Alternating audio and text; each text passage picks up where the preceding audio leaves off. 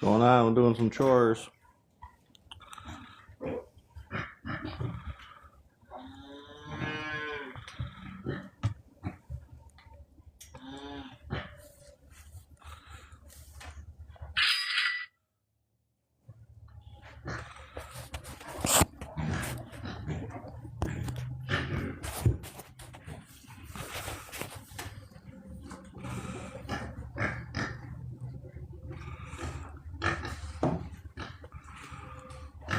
Making some milk here for the cow here.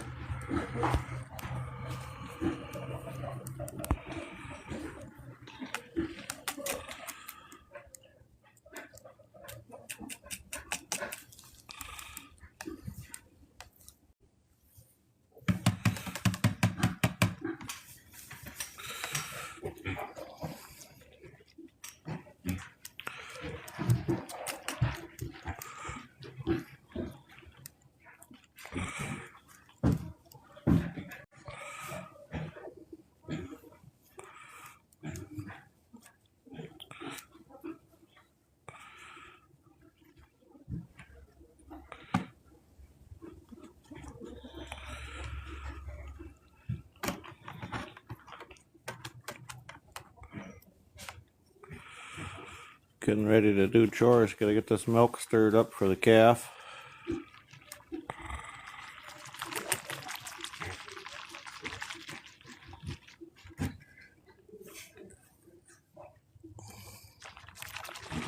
Almost ready here.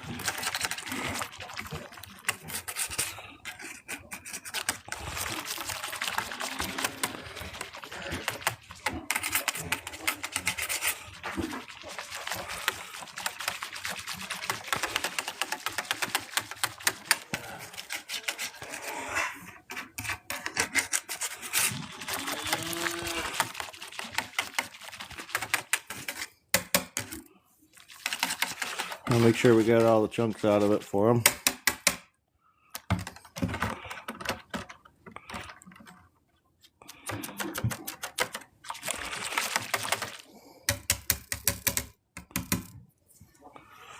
Looks pretty good.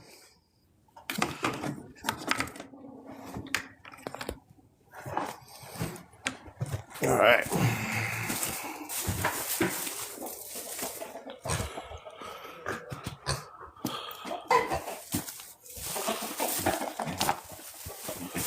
Let's go feed the calf here.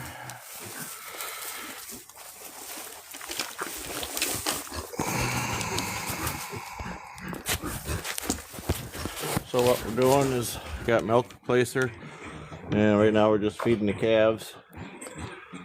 Say hi, Cheech. Everybody want to say hi to Cheech? You get right up in there, huh?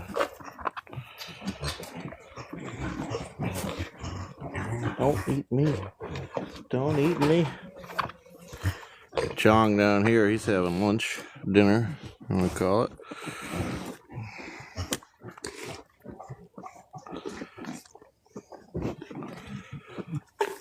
Calves are looking pretty good here so far.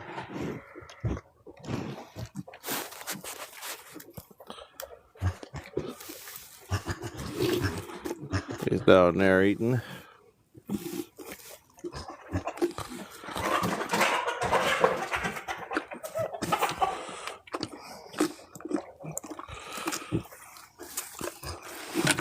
Okay. So we've got them fed. We got their water and everything. They're looking good. Got our pigs here. These guys got fed. They're just hungry again. You see, they got done eating already. We'll get them some more water. Oh, everybody gets water. I'll show you. We got some new roosters today. Somebody needed to get rid of some roosters, so we got some of them. Let me get some water here for everybody. Rinse out our pail.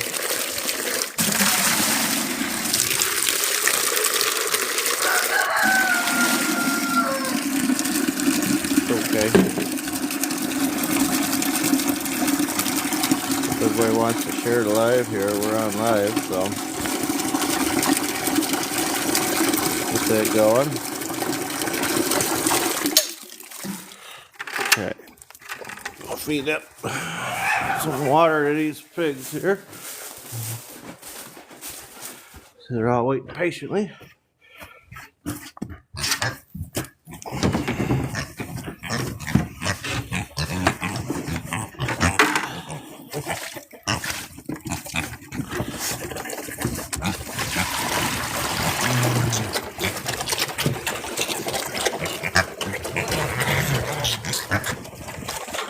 Oh, in this bucket here.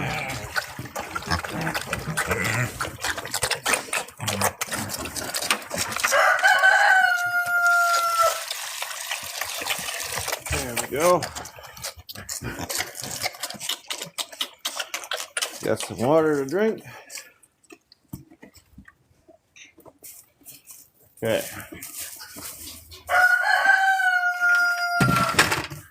You hear them chickens in the background. So we got some new chickens today. Friend of ours said, "Hey, I got these chickens, the roosters. I think I got too many. I don't want them. Can you take them?" I said, "Well, sure. We'll take them." So what we got here, this guy's here.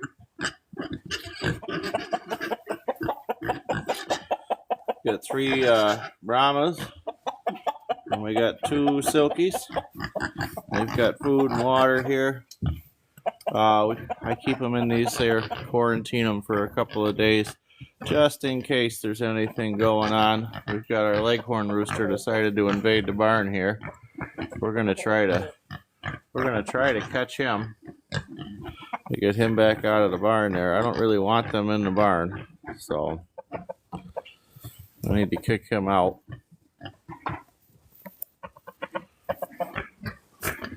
Kind of a pain to catch. They're quick. You see, he just went flying by there.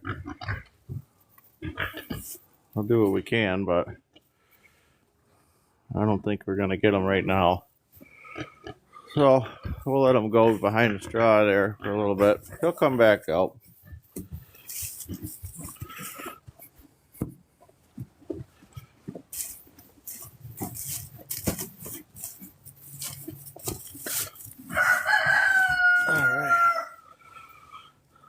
Get everybody stopping by here.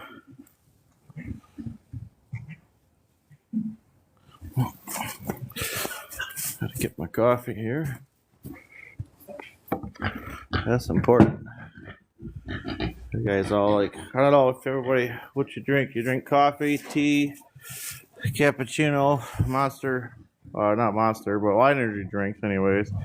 I used to drink a lot of Monster, but give me too many problems, so we switched it. Back to coffee we go. So we'll get that set up here. So if anybody's wondering today, we'll talk a little bit about barns and pens and everything, and what we do for having pens for different animals and what sizes we do. So we have pigs here. Pigs, if you go by USDA regulations, pigs require roughly 16 feet of area, so 16 square feet. That's only, if you do the math, it's only 8 foot by 2 feet or a 4 foot by a 4 foot pen. I prefer to run them around a 50 square foot spot. So we have different size animals, different requirements.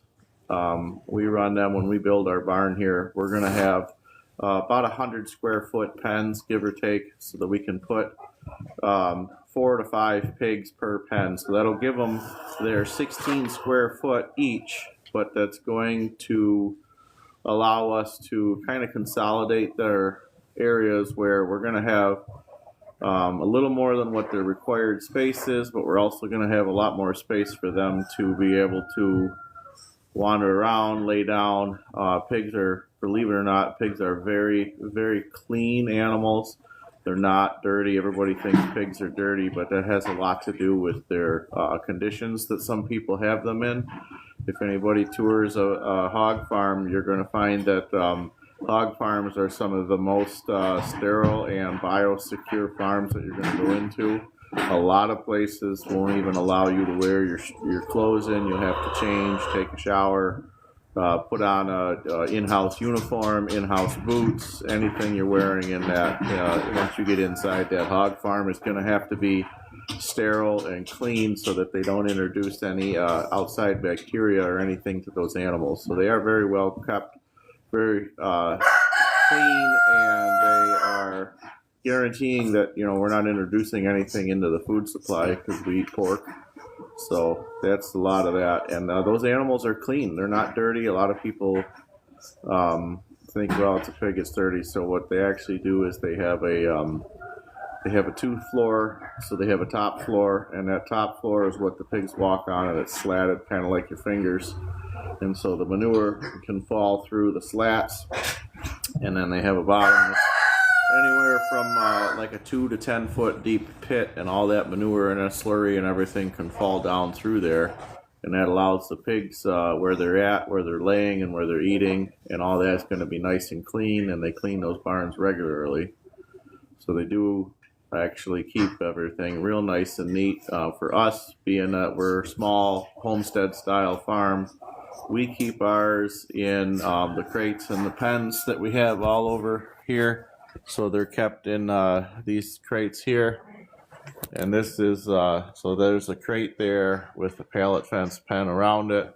That crate is 12 feet long and 5 feet wide, and these pallets, they're standard pallets, so they're about another 4 or 5 feet by 12 feet in front of them. So altogether, right there, there's only 2 pigs in there right now. That has 120 square foot of space for those 2 smaller pigs. I don't know if they're out. Yeah, you can see them there. So they're small, plenty of space, keeps them nice and clean. They lay in the boxes there. That's more where they lay down, and then they do their business out here, and they're eating out here. So you can see everything's out there. It's clean, it's neat. They make a mess obviously with their food, but it's clean, it's neat. Same with these guys over here. You see they've got that area down there. We've got these segregated out because these are piglets, so it's a lot less space. So we've got 2 sows in here with 5 piglets each, and yes, believe it or not, that's a piglet, that's not a sow. They're getting pretty big, but the sow, she's inside there right now, and then the other one here with the white tag is there.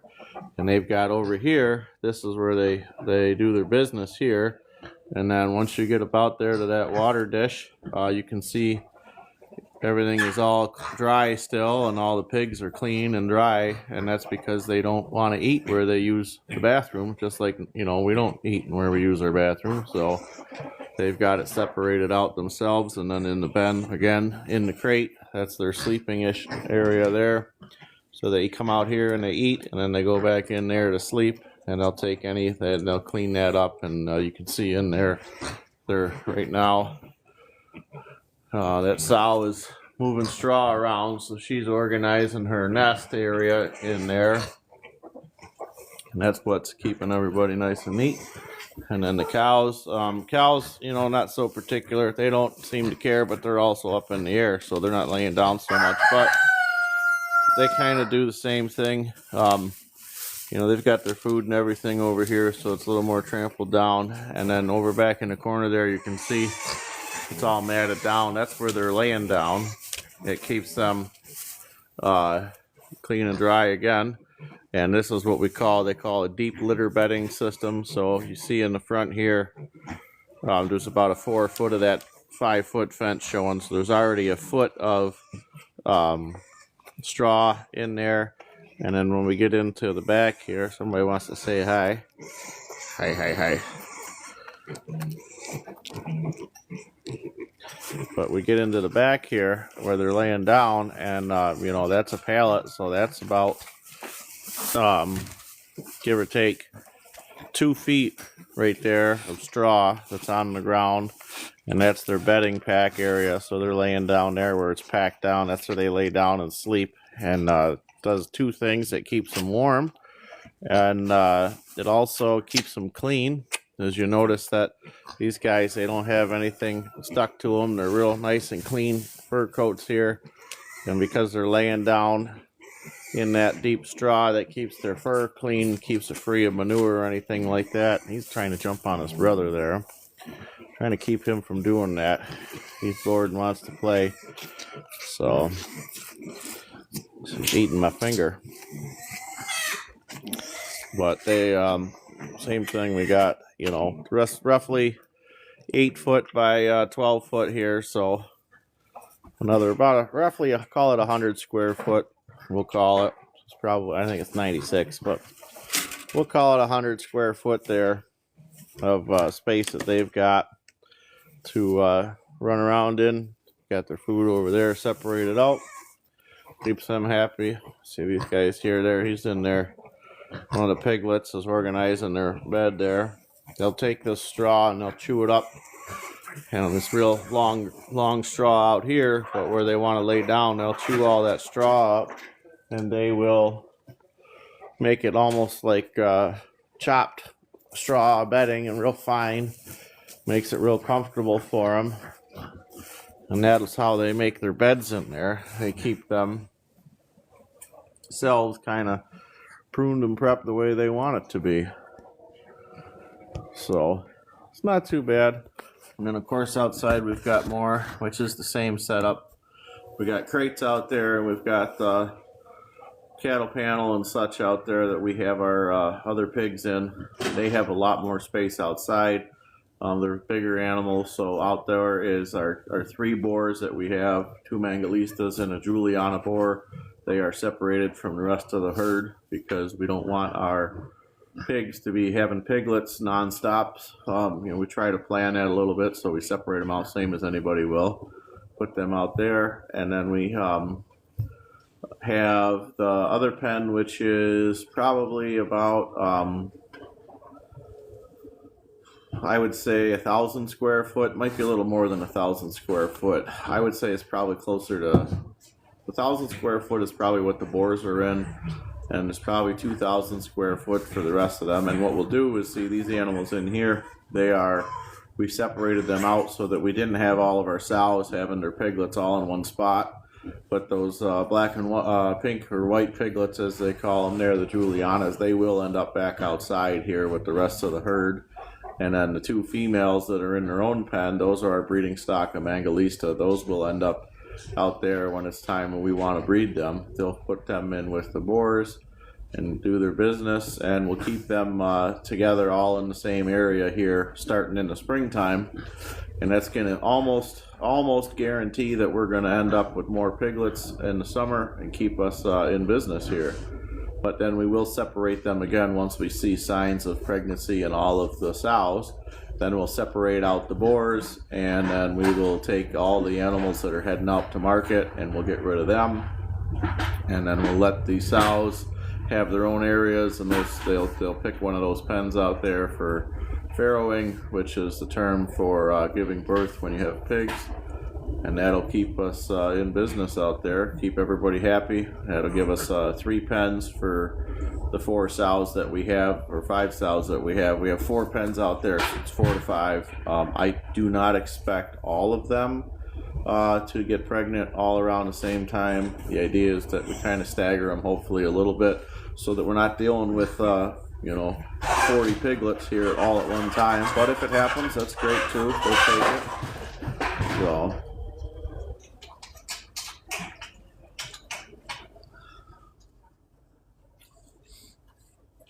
But we've got pretty good setup, and then of course our chickens out there.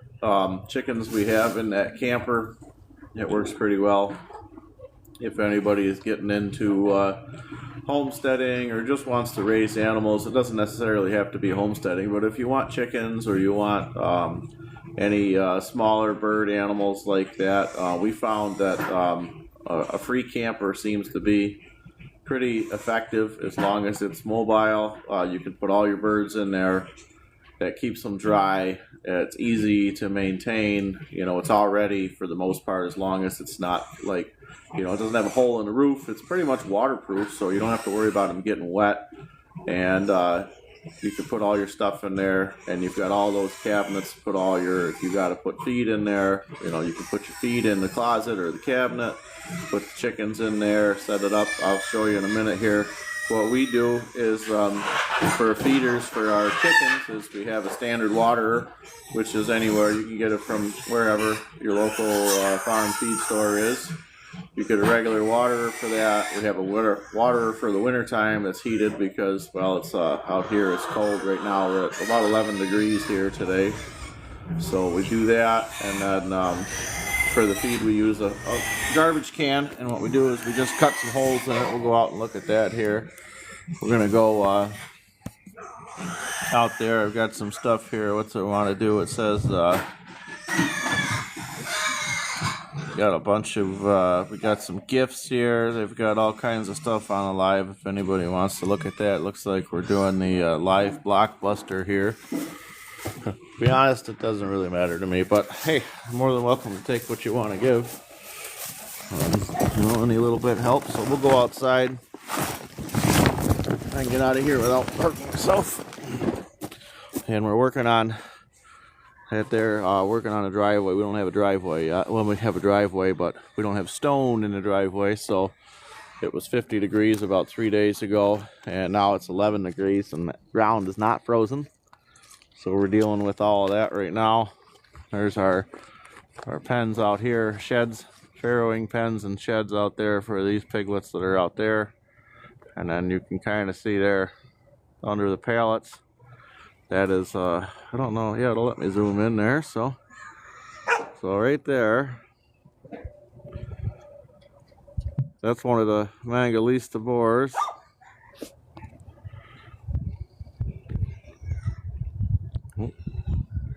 He's getting a drink of water there. I'll try to zoom back out here. There we go. So we got them going there. Oh, trying to keep it from zooming in here.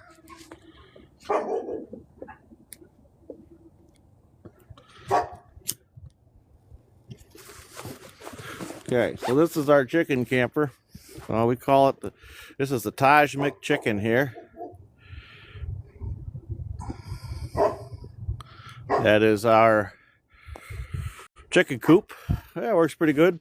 Like I said, as long as it's in fair enough shape, you know, it works, does the job. So we've taken a bunch of the cupboard doors off there, give them more roosts. We haven't taken doors off over here. We were using this here for storage for the feed, but we've got the barn up now, so got that going. Everyone wants to like and share and follow here too. It says TikTok's telling me to let everybody know there. So we've got you know, all of our chickens in here. Got a bunch of roosters that they'll be heading up to market here soon, so we don't overrun our hens with our roosters. But this is all we did. You know, we basically we took out the mattresses and stuff that were in here, cracked all the windows open on the cranks there. We have you know, there's a closet in there. We don't have anything in it, but we've got that set up. I did not pull that couch out. That was actually quite a bit of work, and you can see there's some damage to something on the side there. So we kind of left that alone. But we took all these cupboard doors off of here. We took the doors off. We were trying to keep it so, you know, they don't get stuck anywhere. And then what we've got for a feeder here, that's the waterer, right? That's just a heated waterer.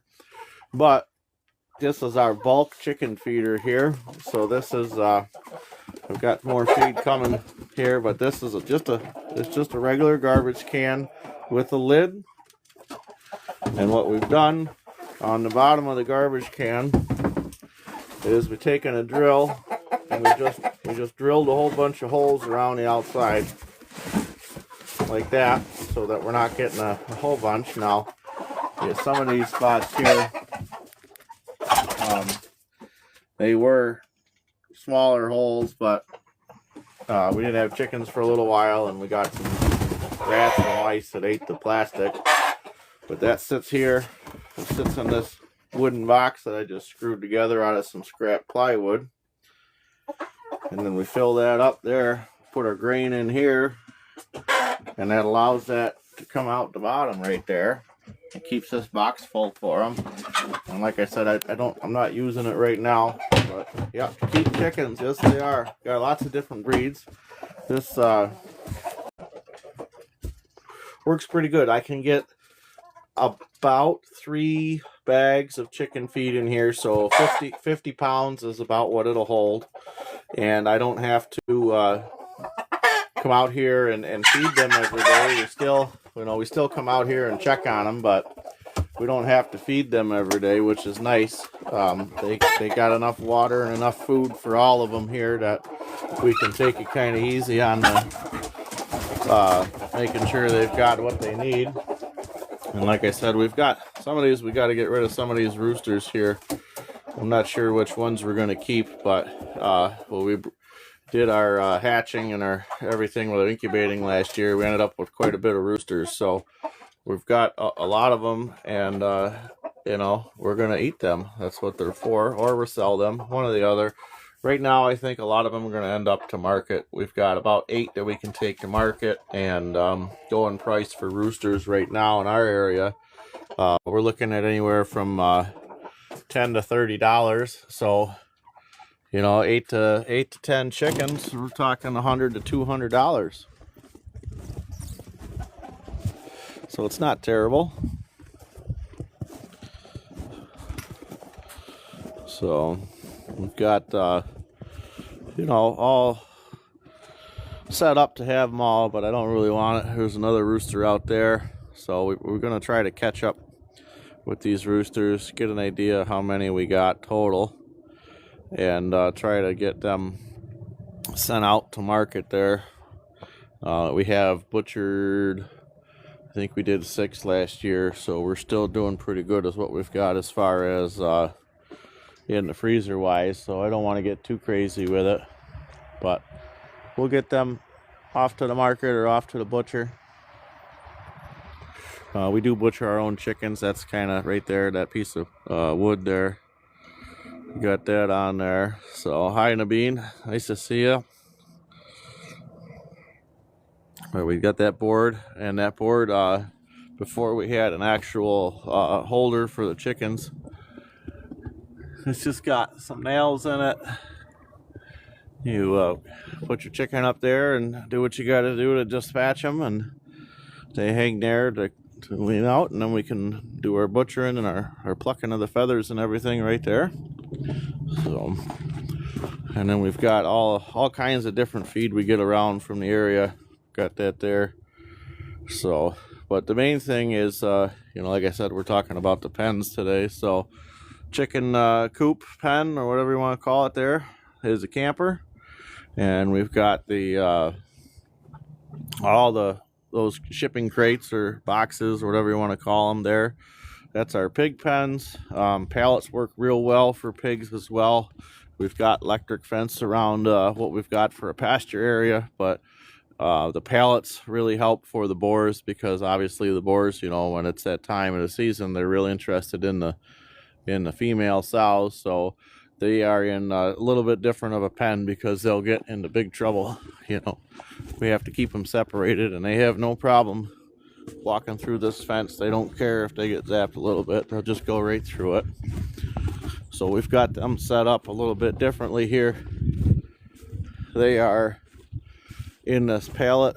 So there's we've got these pallets here. These are cut out for the water, so I don't have to have a bunch of separate waterers. I got one big one here, but there's we've got the pallet wood with the electric fence on the inside, and then we've got the cattle panel around there, and that also has the electric fence around this. This is their pen for the boars here. Like I said, it's a lot bigger. It's about 1,000 square foot, so plenty of room to run and range there. And they're in there. This is their hut that they've got that we built for them. Pallets again, work real. They're a nice building. It's almost like Legos, I would say, but here we go. So these are our Mangalista boars. They're about a year old each. and real friendly guys. You know, they'll come up for some pets here.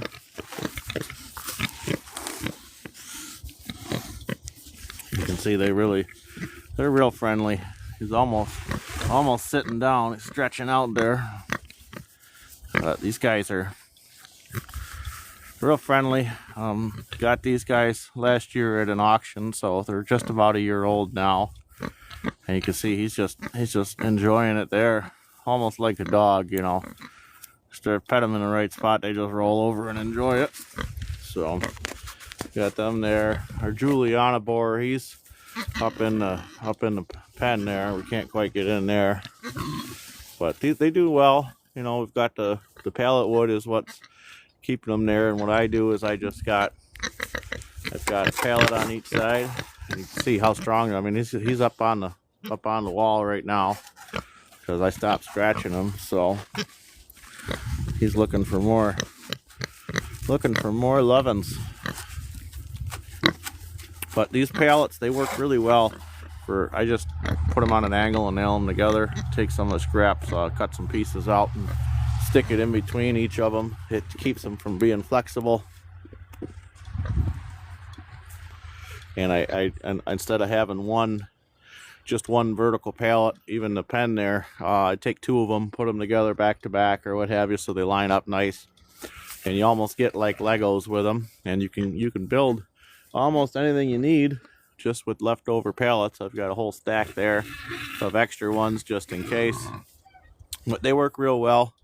You know, it doesn't cost anything to get these pallets where we're at. A couple of companies, they after they use them or they don't use them or they don't like them, you know, if they have a defect or whatever, they just throw them out. So cheap, effective. You can see this here, this whole hut, this whole run-in shed, lean-to shed, whatever you want to call it, pen. That's all made out of pallets. Even the roof, we've got them just nailed together with scrap wood again.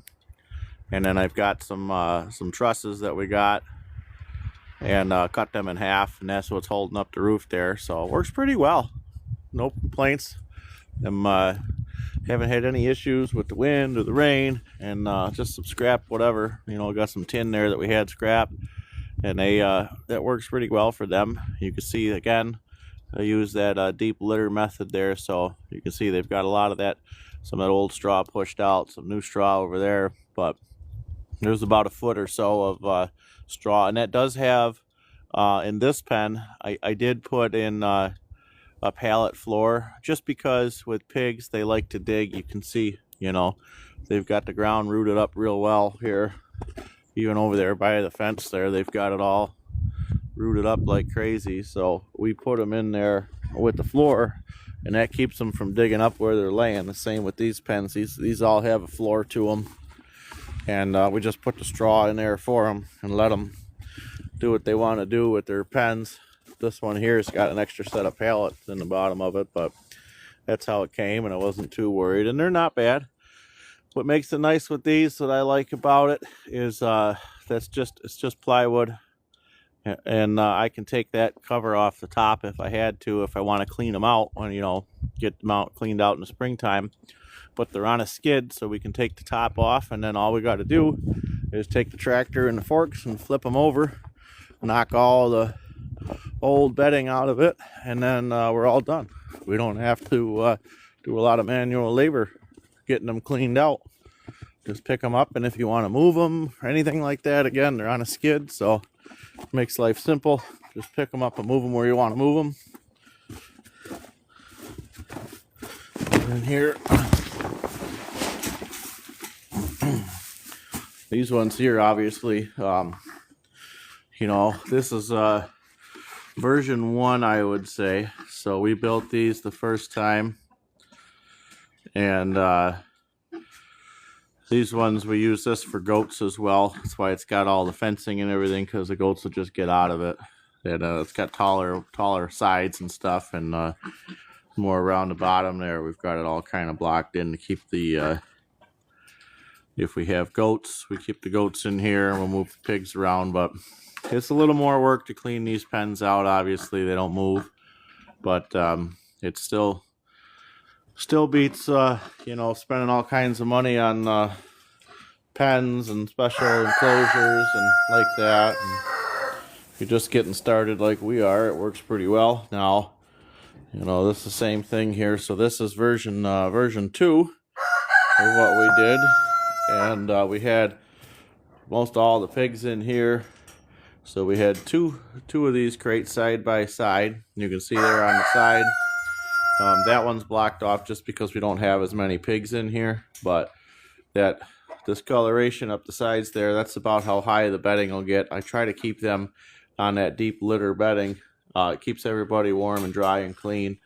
You can see them in there snoozing away. It works pretty well.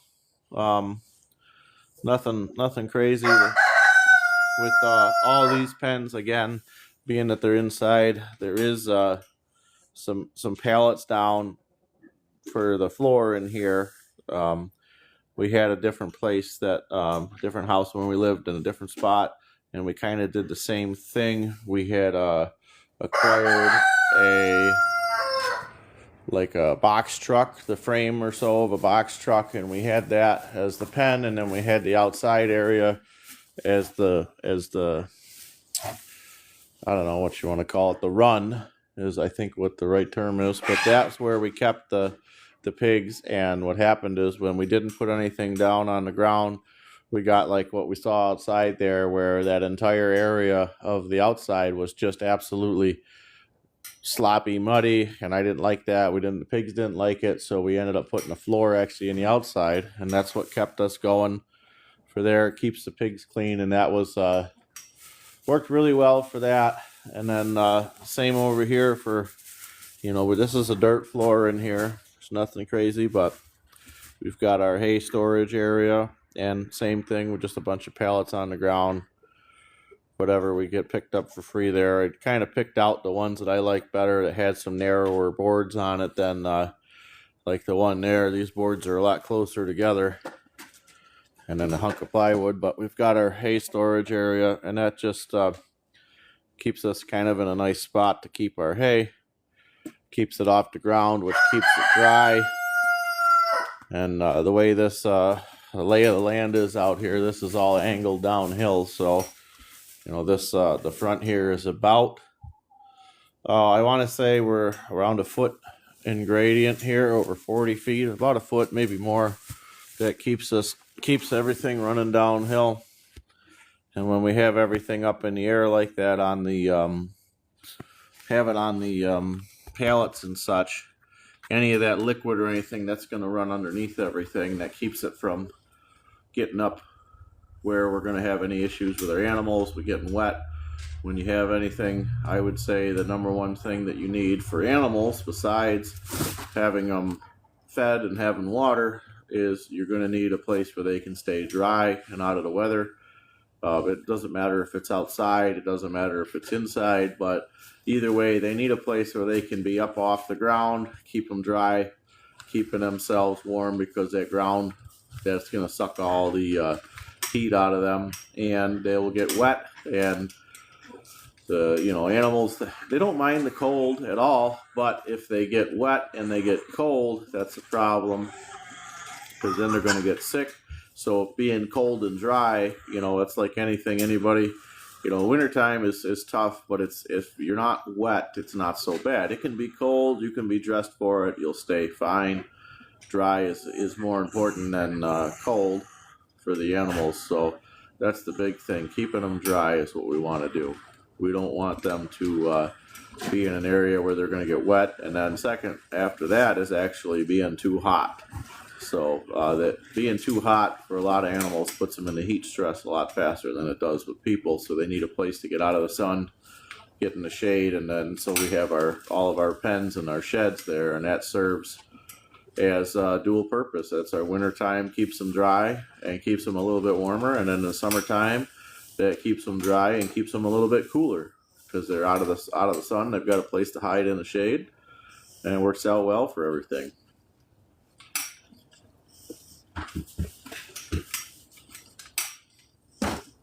So again, like I said, anybody wants to send any stuff over, we do have a GoFundMe set up to try to build that new barn.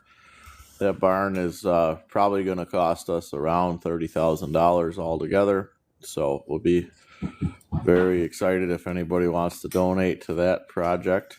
The idea is that we're going to build the same thing that we have here. It might be bigger, probably we can go up to 72 feet lengthwise. Widthwise, probably in the neighborhood of 40 feet, maybe 50 feet, but we have about half of the material there. So we've got that going. We're trying to build that here this year. We'll see how far we get with that. There's a lot of stuff to go with that. We have a lot of that things to do. So see, we got a newcomer there, Sally. How you doing? If you'd like to see anything, let me know. We've got all kinds of stuff. We can take a tour. If anybody wants to tour around, leave a comment here. We'll go take a walk and we can go look at all the different animals that we've got. We've got chickens and pigs and stuff out there. So got another one, Arturio 503 there. Nice to come and see you. Thanks for joining the new live there. Everybody, I can see everybody there. Looks good, looks good. Again, if anybody wants to see, we go on a little tour here. I'll flip it around and we can talk about the animals. Right now, we've just got chickens and pigs and cows. But, we'll have more here coming up in the springtime. Paul, how you doing from Pennsylvania? Nice to see you. We're up in New York. Where are you from down there? How's the weather? Right here, we're at 11 degrees, so we've got... in here is we've got our Mangolista. These are our gilts. Gilt is a term for a female pig that is not, yes, cold, Paul. We've got female pigs that are not been bred yet, don't have any piglets. Those are going to be your gilts. So any of these piglets that are in here, if I go around the other side, there's two girls in here. If I can get around, they're getting holed up in their corner. So that's a Mangolista purebred right there. And then the black one, she is a landrace crossed with a Mangolista. And these are going to be our breeding stock animals that we're going to use here. We've got our Leghorn chickens rooster there. He's intruding the barn. I've got these other ones that we got. So we've got a couple of silky roosters and we've got 3 Brahma roosters in there. Those guys, I'm not sure if we might keep these Brahmas with the ones that we're going to take a bunch to market, but these Brahmas, they're new, so that's what we need to do. We need to rotate our roosters out. We can have all the same hens, that's not a problem, but we don't want any inbreeding, so what we need to do to keep our inbreeding down is we rotate through on the roosters. So anybody that's doing chickens, if you only got a few adult chickens and you've got a bunch of roosters, you really should get rid of those. You don't want them inbreeding with their sisters. So that's what we try to do is we'll take these other roosters that we've had here for a year or two that are in that age group, and they'll get in the freezer or they'll get sent out to market and we'll sell them. Bone rate's not too bad. And then we've got our other piglets over here. We'll go around the back side and take a look at them. We'll look at our cows here quick. So that's Chong. He's our Jersey cows here. Both of them, this big guy, he's a steer. So this is going to be dinner here at some point. And then the little guy, he's a bull calf. So we're going to keep him. We've got our daughter is going to be raising heifer, which would be a female calf. She's going to be raising that for 4-H this year. So that calf that she's getting is going to be about the same age as this calf here. So we're going to try to breed them, and that'll give us opportunity so that we don't have to be buying animals all the time. Because if anybody has to buy, Robert Vasquez, yeah, thanks for sharing the live, appreciate it. But these animals here, if you're buying cattle right now, we're looking at $1,000 a piece minimum usually for for cattle. That's the going rate for what we're getting on any kind of cattle. It really doesn't matter. But we've got them in here, so they're pretty good and friendly. You see again with the deep pack bedding there, you know, real clean, nice and clean and dry. Don't have any manure or anything stuck to the back of them. Nice fluffy coat. That's what keeps them warm in the winter.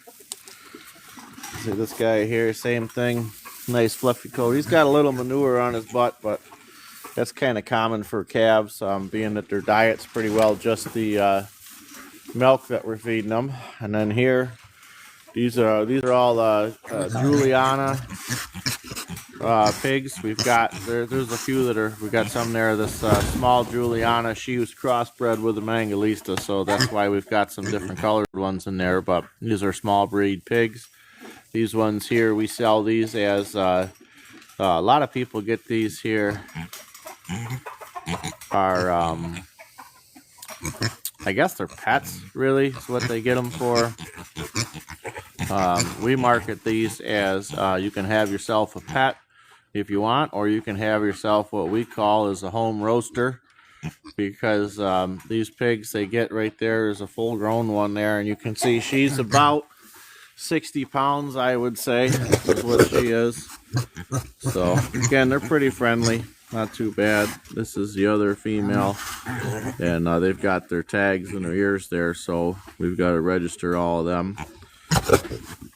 But these guys, that's about as big as they're gonna get though, right there. So, I mean, if everybody's got like a dash hound, a wiener dog, or a small, you know, bulldog or a corgi, something like that, miniature bulldog, that's about the size you're getting out of a Juliana here. About 60 pounds maximum, and they actually do make pretty nice pets. They're real cool. Pigs are real smart.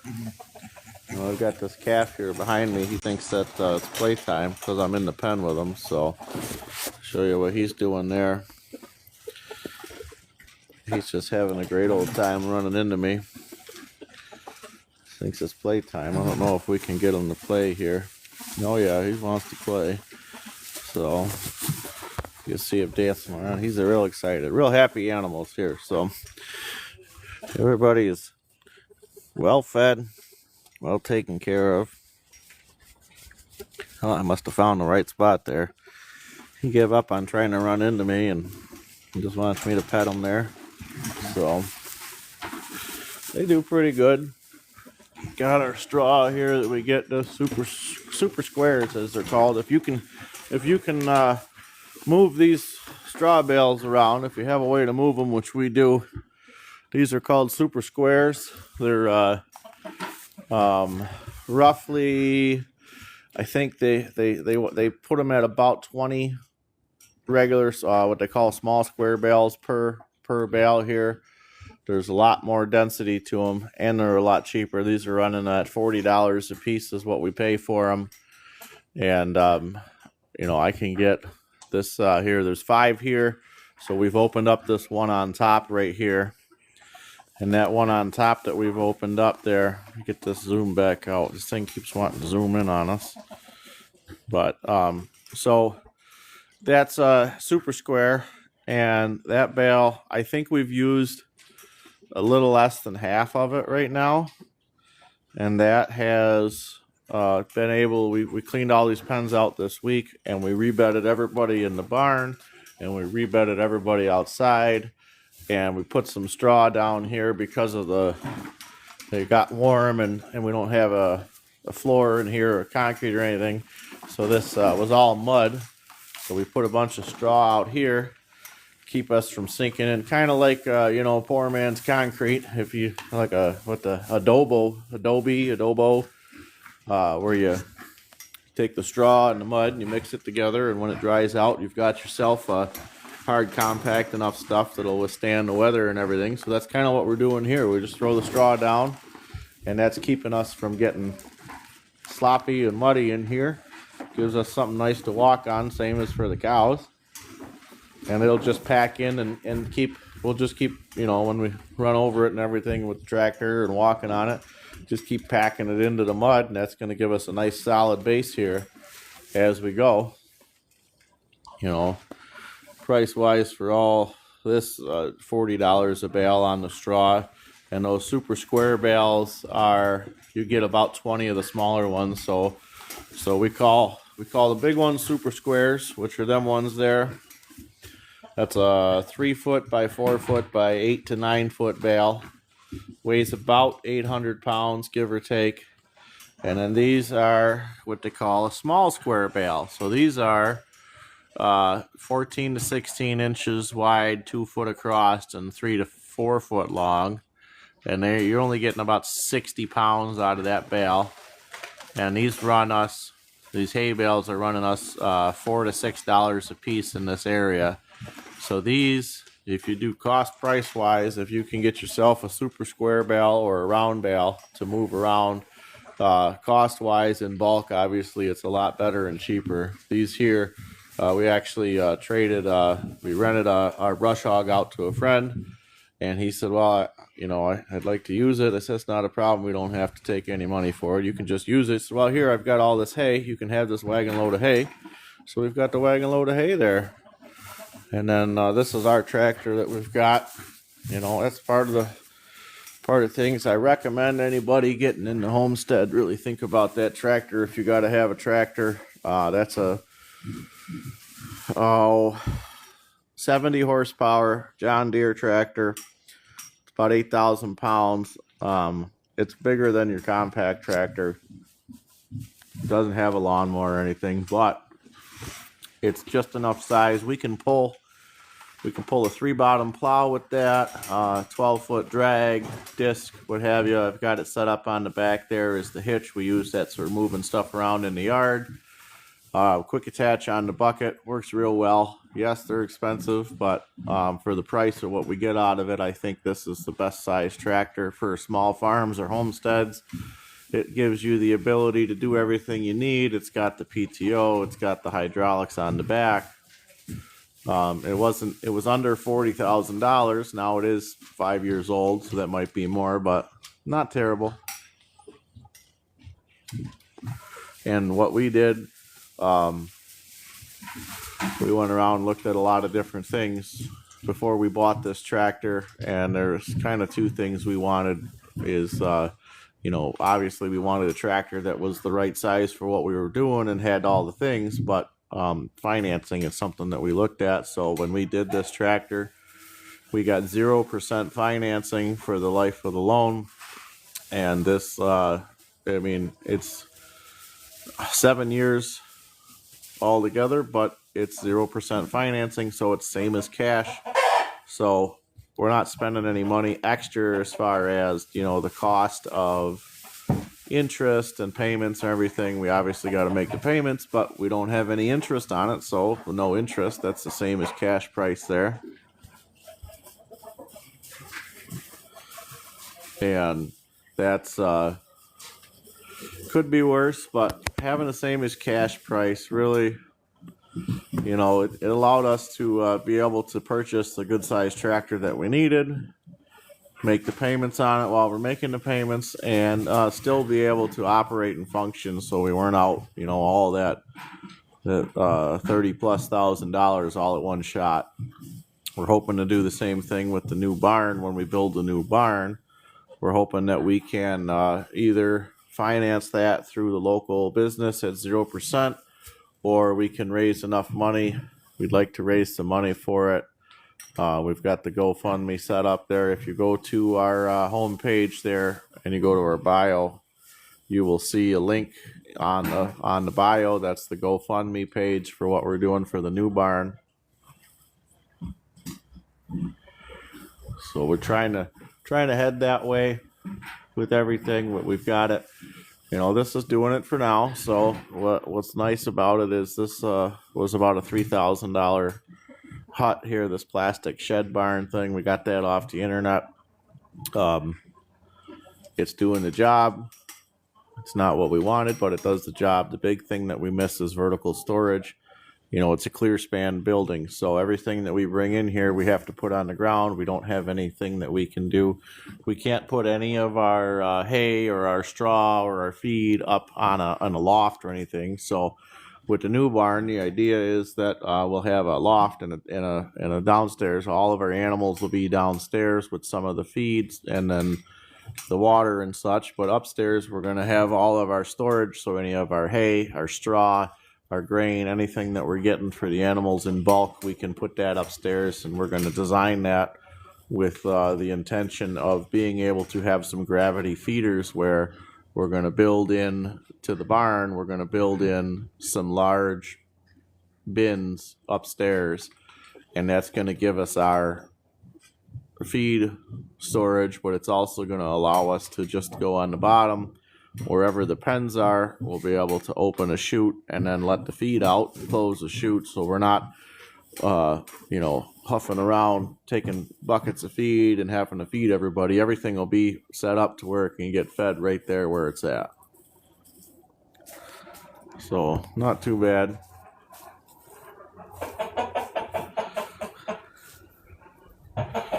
But we've got everything in here. If anybody wants to send any gifts over, with the live here, we're obviously looking for gifts. We're looking for hearts, diamonds here. So we've got that.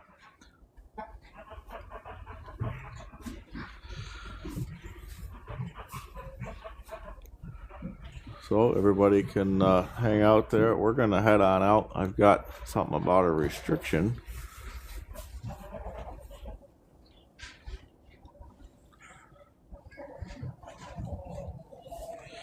Something about community guidelines, but I'm not too worried about that. So everybody wants to see here. We're going to head on out, though, in a few minutes. We've got to finish up the rest of the chores that we've got going on here, and we've got to head up to the house. So if anybody's got any questions there, we've got a few minutes. I'll answer a couple of questions. Anybody wants to throw some questions over here in the comments. We got Paul there. Yep, cold from Pennsylvania. Yes, it's cold here too.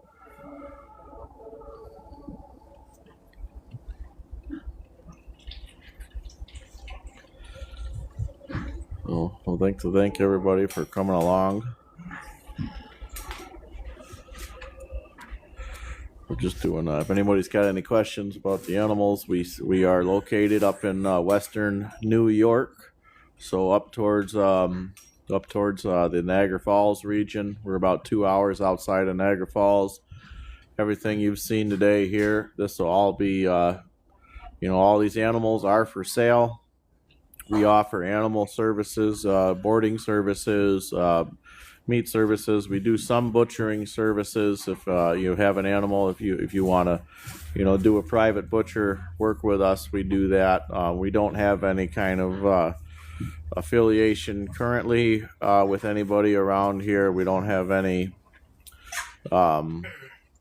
certification wise as far as when it comes to what we're allowed to butcher or anything like that, but this is a private entity, so luckily, if you guys want to come over and butcher an animal, or you want to just come over and purchase an animal, we've got the pigs, we've got the chickens, we've got the cows, we can do goats, anything you guys are interested in, you can send me a direct message there.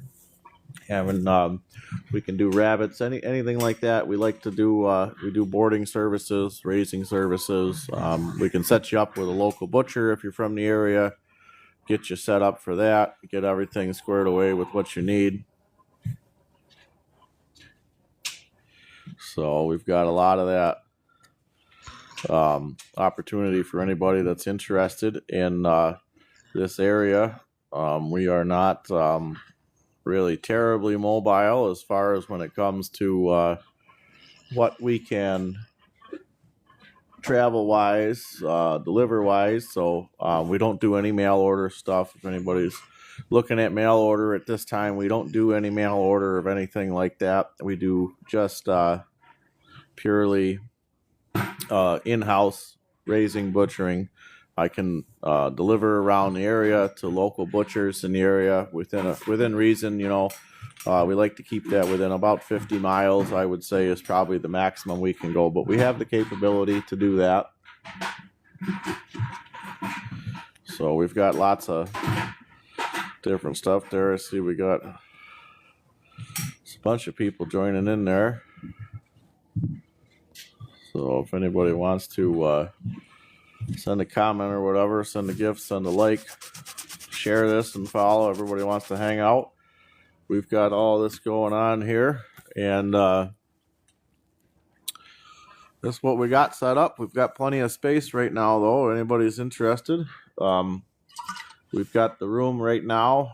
We can do up to about 60 pigs. We can do about 150 chickens. So if you're looking for those kind of services where you want some homegrown stuff and you've got some stuff like that, Alex says, go get me a chimichurri here, huh?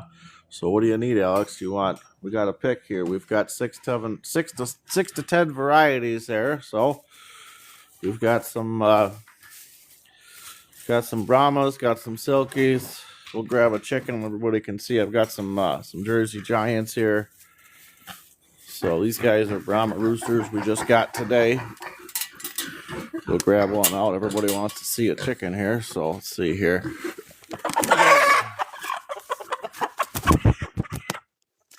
Put them up on the top here so everybody can see them.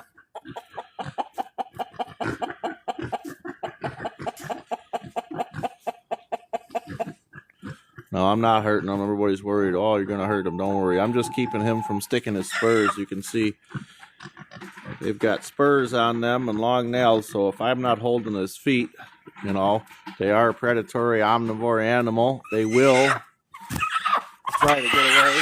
And I don't really want them to be stabbing me in the foot. So we've got them there. We got to get them a little water, but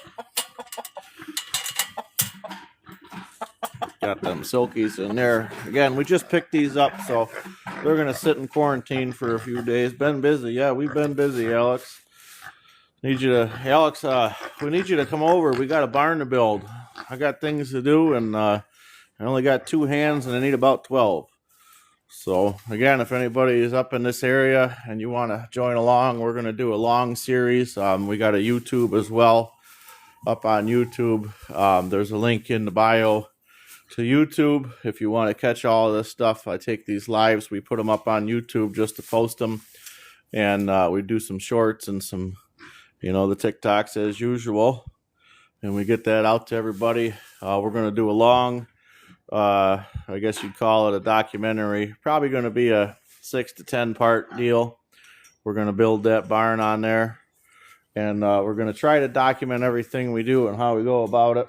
So we've got the area dug out as far as gradient wise goes. We've got to put the base layer, the stone, and all that good stuff in there, and we've got to get our poles and everything set and start building on that. That'll happen hopefully during the spring, throughout the summer this year. We'll see how things go, but we've got all that going on. So again, if anybody wants to come out to this area, they want to check it out, they want to see what we're doing, you're more than welcome to shoot me a message in the DMs there, and we can get linked up and you guys can come out and check out the place. Anybody's interested in having some animal boarding and raising done, we do that as well. You can come on out, we'll show you everything that's going on. We've got looks like we've got something out here. We've got to have we got one more to get to this stream streak, one more heart. If anybody wants to send a heart over, we can get in there. So pretty much just getting out here to advertise our stuff, see what we got going on, and gonna let everybody know, this is where we're at. We're up in, again, Western New York area. Send me direct messages, I'll get your locations and times. You can come out and check the place out, see how we're doing here. Kind of like a homestead slash we're heading for a full-size farm is the plan. We've only got just begun here. This is all we're just starting here. I think we're into it for about a little less than a year, so we're not too far into the project, but that's what we're doing. We're going to be doing this for a while. So if anybody's interested, again, come on out, send me some stuff. So we're going to be going out. And I appreciate everybody for hanging out with us. And thanks for stopping by, and we're gonna head on out. I'll try to flip this over one more time. Again, thanks for everybody coming. Again, you need anything, you want to send me some GoFundMe, that'd be great. Send me some stuff on here. Check out the YouTube channel there. It's Eric Vandenbosch 457. Links in the bio. Links in my homepage there. Check it out, and we'll catch you guys all tomorrow. Thanks for hanging out.